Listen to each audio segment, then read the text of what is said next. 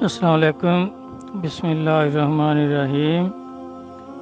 میرا بھائی غسل اگر واش روم میں کیا ہے اور واش روم جو تھا وہ با پردہ تھا، اس کی چھت بھی تھی اور چاروں طرف سے بھی وہ با پردہ تھا، تو وہاں وضو کر کے پھر غسل کیا تو پھر چاہے ننگے کیا تو بعد میں وضو کی ضرورت نہیں، وضو ہو گیا۔ پہلے وضو کر کے پھر غسل کریں، اور واش روم جو ہے اس کی چھت بھی ہو اور چاروں طرف سے بھی بند ہو، کسی کی نظر نہ پڑتی ہو، تو اس طرح دوبارہ وضو کرنے کی ضرورت نہیں۔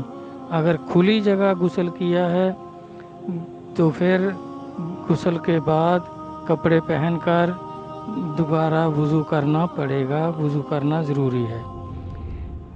تو آپ سمجھ آ گئی ہوگی کہ اگر واش روم بند ہے، اس کی چھت بھی ہے اور چاروں طرف سے بھی بند ہے، کھلا نہیں ہے، تو وضو کر کے غسل کر لیں، تو پھر کپڑے پہن کر آپ نماز پڑھ سکتے ہیں، اس میں دوبارہ وضو کی ضرورت نہیں ہے۔ اور اگر کھلی جگہ غسل کیا ہے تو پھر کپڑے پہن کر غسل کے بعد کپڑے پہن کر دوبارہ وضو کرنا پڑے گا۔ امید ہے سمجھ آ گئی ہوگی۔ ٹھیک، اللہ حافظ۔